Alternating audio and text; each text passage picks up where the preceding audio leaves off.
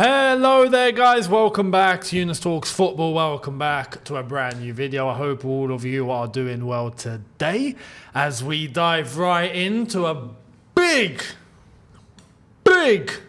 news day as things have happened, things have happened and we're going to get into them. But before we do, firstly, we are heading into the weekend. Not too long to go now. The international break is coming to an end. Hit the subscribe button, notification bell on. Make sure you guys are here ready for the build-up towards Liverpool versus Chelsea this weekend at Anfield. Oh boy, going to be a good one. Anyway, videos obviously coming. Preview will be out on the day before and whatnot. In the lead up to that, we're going to be heading in that direction. And it starts here. And why?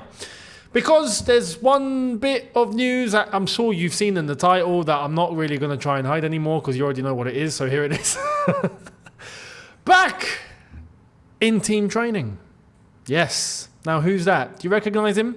Yeah, I think you do.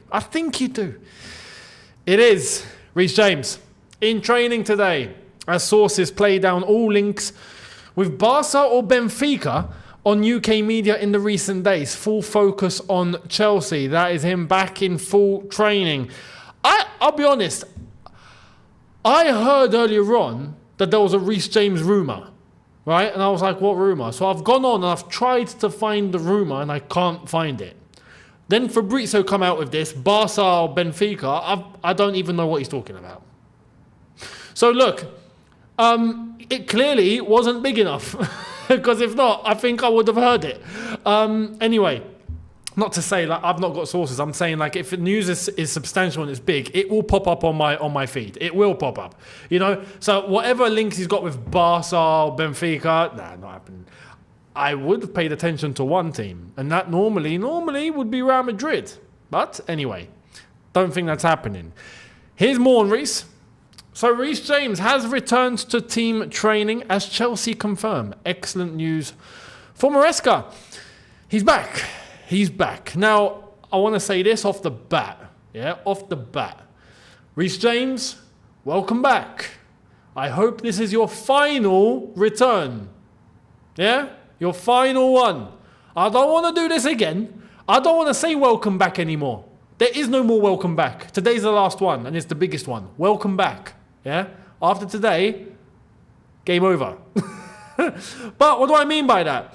Listen, Chelsea apparently, like I said a few days ago, I said word on the street was that Chelsea have been patient. Chelsea have not risked. Chelsea have waited till they've been 150% sure that Reece James is ready to go. Now it seems like that time he's back in full training. Will he play against Liverpool? It is Monday. Yeah, it is Monday. I thought it was Tuesday. Monday. It's Tuesday, Wednesday, Thursday, Friday. We play on Saturday. I need to figure out what day is it that we actually play. Let me check. But we've got a few that we play on Sunday. Great, we're Super Sunday. Fantastic. We're 4:30 kickoff. So Tuesday, Wednesday, Thursday, Friday, Saturday, and Sunday. 6 days. Yeah, 6 days. 5. Let's just say 5 because the 6th is match day. 5 days. I think it's doable. Maybe off the bench. Personally, I wouldn't want to start him. I wouldn't put him into a fixture of that magnitude right now. I would play it a bit extra safe, and I would, if we have to, we can bring him off the bench. But Reece James, here's the deal. You're back. Chelsea think you're ready. Everyone's been patient. Okay, great. It's last chance saloon. I'm going to need availability, attendance, and reliability like your predecessor, Cesar Azpilicueta. If I'm not getting Aspi levels of attendance from Reece James, I'm sorry, it's over. If there's one more injury this season, and I will say this season because injuries can happen season by season. That can happen, right? But one more this season, I'm done. And I don't want to be done, but I'm done. Not against Reece. I love Reece. I want him to be the captain and to stay till he retires, right? You've got that from me on record. But If he gets one more injury, that's the confirmation that his body is broken. Game over. Done. You're not going to get him back at the highest level. And that's my fear. So, I hope everyone's been patient. I hope he's recovered. I hope he's good to go. I hope he's injury-free. And I hope he can kill it. And if he does, oh boy.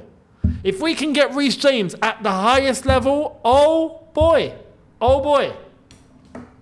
It's going to be mad. Because we know what he's like at the highest level. World class. One of the best right backs in the world. Without question. When he's at the highest level. Not when his body's broken. So I'm hoping he's gotten past it. Fingers crossed. Reece James is back. And like I said, I hope that's the last time I get to say that. So let me know your thoughts down below in relation to all of that. And what do you predict and think is going to happen with Reece James? Are you optimistic or are you worried? Let me know. This made me laugh, right? I'm not even going to say anything before. I'm just going to show you. Lee Carsley prepares his exit as England interim coach. I think that this job deserves a world-class coach who has won trophies. I am still on the path to that. Fair play, Mr. Carsley. Fair play. Listen, he literally just he just ruled himself out. He's just like, I ain't got the facilities for that, big man. That's not me. I'm not there. So, hey, I respect it. He's honest, and he's not got an ego. Maybe that's the issue. Maybe you need an ego to be an England manager. Anyway, he's right. I agree. A world-class coach that has won trophies. Fantastic. Line them up, please. Line them up, because the three names that we've heard today are Eddie Howe, no trophies. Graham Potter, no trophies. Thomas Tuchel. But it's not just that. Is it? According to the Times. I can't believe I'm reading this. Breaking, Pep Guardiola has been sounded out about becoming England's next manager and is expected to decide on his future in the coming weeks. The FA made informal contact with Pep Guardiola at the start of this season over becoming England's next manager.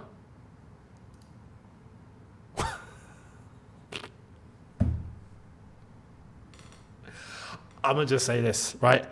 Firstly, Pep, we heard that he's got a decision to make at City. There's a 2-year contract offer there, but is he staying? Is he not? No one knows what's really going on. Now, apparently, England approached him at the beginning of the season. You know, as soon as Southgate was gone, hey, listen, Pep, listen, how you doing, mate? You know, and talking to Pep Guardiola, I'm going to say this, yeah. If Pep Guardiola becomes England manager, I'm sorry, it's a wrap. It's a wrap for all of you. It's a wrap for everybody. Yeah, just hand the World Cup over, hand the Euros over. I put a tweet of this earlier on.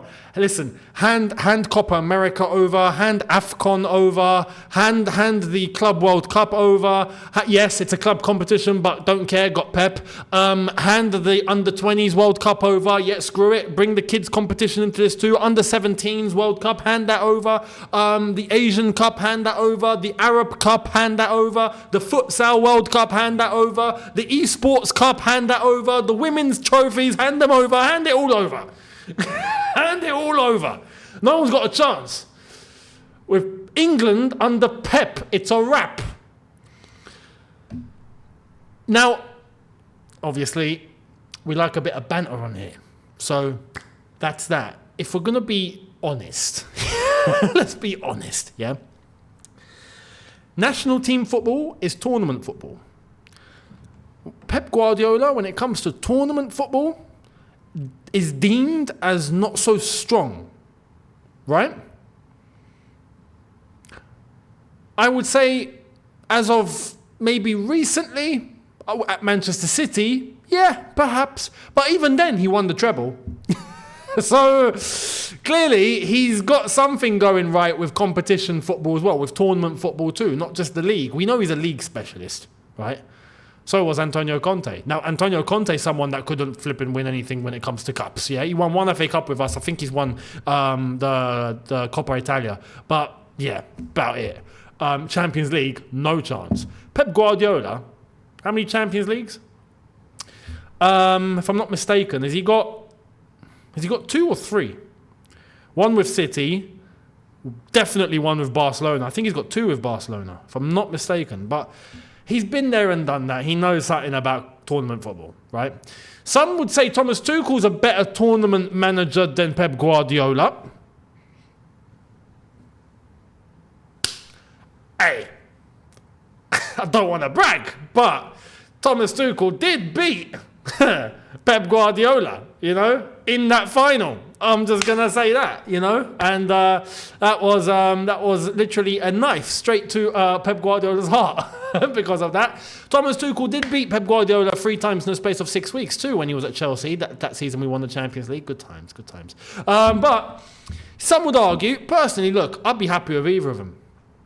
I would, because look, we're talking tournament football, yeah? Tournament football? Okay. Well, I think Jose comes into the conversation there too then, without question. But he's got a job. He's got a job. He ain't leaving Fenerbahce, there's no chance. And I think if he does leave Fenerbahce, and I think this is probably in his contract, if Portugal come calling for him, which that's not going to be the case just yet. Jose, as England manager, would have just...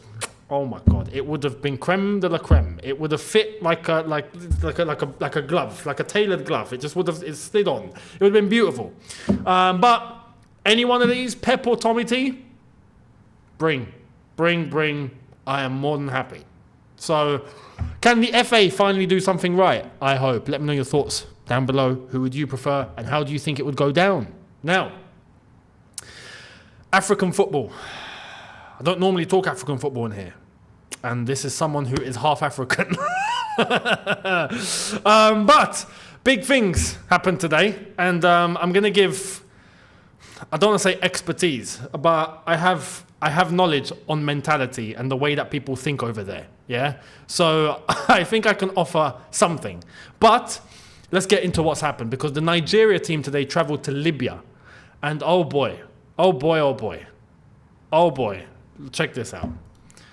So the Nigeria squad were completely stranded in a Libyan airport for over 16 hours, and there was no food and drink available either. Victor Osimhen had come out on social media, criticised the inhumane conditions the players were in, and that's them sleeping on the chairs and having all their stuff on the floor. Nigerian players are finally allowed to return back to their country after over 20 hours stuck in a Libyan airport with no food or water. They have decided not to play the game against Libya, and that's them in customs. Now, we've heard since, right, at the time of this recording, that Nigeria team have landed back in Nigeria. So they're home. And I'm glad, right? I'm not going to come on here and pretend I know everything about this. I don't. I've heard 2 accounts, right? 2 versions. And this is the thing. When you're talking about African football, you got to be careful. You got to be careful. The Nigerian delegation clearly have gone through hell. Clearly. Yeah? And that's wrong. To them, that's wrong. 20 hours is stupid. Now, I'm going to say something that maybe people haven't thought of, and they're just looking at this and going, oh my God, this is a disgrace. But, okay. I think Libya have achieved what they've tried to achieve here. They're going to get the 3 points from this. Nigeria forfeited. Now, whatever problem there were at customs, the game hasn't been played yet. The game was meant to be played. Nigeria have chosen to go back home. CAF, the African Federation, are going to go 3-0 to Libya. Now, Libya are going to be ecstatic with that, but I don't think that was the motivation behind this. This is where we're going to talk about the 2 versions of accounts, right? There's one version of accounts from the Libyans saying that when the Libyan team went to Nigeria, they were stranded in an airport and they were kept on the floor for hours without any sort of indicator of what's happening, right? So, this is why I said when you're talking about African football, African mentality is different, right? It could be very possible that the Libyans have just gone, okay, you put us through that, we're going to put you through more. It's very possible that is what's happened here.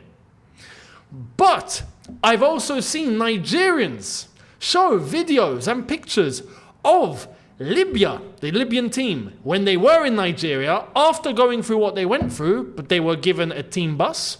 They were taken to where they went to. The game was played. The team bus was written Libya, and it had the flag on it, and it was really well done, and everything was nice, and they were received. And it was just some issues at the airport. That's what the Nigerians are saying. So they're saying what the Nigeria team have gone through today is inhumane. It's unfair. And I agree towards the players. The players don't deserve that. But what I am saying is I think there's a motivation, and I think Libya have achieved what they've wanted to achieve here. They've gotten whatever maybe revenge they feel like they've had to get, right? Which is petty. Don't get me wrong. It's petty. And they've gotten 3 points because Nigeria have chosen to go back home. And Nigeria have said, I think there was a player, I forgot who it was, who came on socials. I think it was Victor Boniface. He came out and said, listen, have the points. Don't care. Take us home. Hey, fair play. You know, if you want to go back home, screw the points. And at the end of the day, it's not the end of the world. But what I am saying is Libya, I'm going to say this, Libya right now is not the same Libya like it was before. Libya right now is a mess. It's a mess. I'll tell you this now, right? Not to get political on here or anything, but if this was Libya of old, under the old leader, the one that got removed, yeah, him, Nigeria would have been received with flowers. I'm going to just say that. So the way Libya now are, unfortunately, we've all seen what's happened. It's been destroyed. It's been destroyed. There's no one holding power. It's a mess. So these sort of things, I ain't surprised. This is why I mentioned it. I'm not surprised. I'm not surprised, and neither should you be too. Now, what can the CAF do? What can the Federation do? I genuinely don't know. I don't know. So, it is what it is. Let me know your thoughts. If you're Nigerian or if you're Libyan as well, whatever, let me know in the comments. What do you think about this? Because yeah, it's just things that shouldn't happen. This is what happens when you're not professional. Yeah, this is just what happens when you're not professional. When there isn't real professionalism going on, this is what happens. Not just football, everything, all industries here. When people are not serious, this is what happens. So, it is what it is. Now, let's move. I've got a player to congratulate. One of our own. Conor Gallagher has been named Atletico Madrid Player of the Month for September. Congratulations. El Pitbull. That is fantastic. Why did we not come up with that? What's wrong with us? El Pitbull. That's... Actually, he sounds like a bull. El Pitbull. Fantastic. I'm happy for him. He's killing it out there, and like it was predicted, he suits Simeone, he suits Atletico, he suits that style of football. He's killing it right there. Good luck to him, and I hope he's enjoying it, and I think he is. Champions League football and all that too. I think he's gonna have a lot of fun. He started very, very well, so very, very happy for Conor, and good luck to him. And to end, I think it's only right that we show this because it's nice. Well, considering the circumstances, check this out. So, Panathinaikos have decided to pay the entire amount of George Baldock's 3-year contract to his wife to help raise their 1-year-old and child. There is also a charity match for the Baldock family in 2025 planned to bring in additional income for the child. Well done to the club. This was after we all heard what had happened where Baldock unfortunately lost his life. Out of the blue, just gone. And he was playing at Panathinaikos at the time, and Panathinaikos have decided to do that for his poor kid, 1-year-old, for the child, and to support his missus at this time. I think it's a great gesture. I think it was what was going to happen. I think this is what most teams would do anyway. They would pay out the contract to the next of kin. And in this case, it's clearly the wife and the kid. So very glad, but the fact that they've organised a match as well to add more is great, and hopefully that can go down really well. Good charity match, and commiserations to the family of George Baldock, who unfortunately passed away a few days ago. So there we are. Let me know your thoughts down below. Much appreciated. And like I said, do not forget to make sure you're hitting the subscribe button, notification bell on. Don't forget to check out the socials. Instagram and Twitter on screen and in the description. Those are my personals, as well as the channel ones you can find in the description. So make sure you're following to catch all the content. And I will see all of you tomorrow. Have a good one, people. Look after yourself. See you here tomorrow. Take care and peace.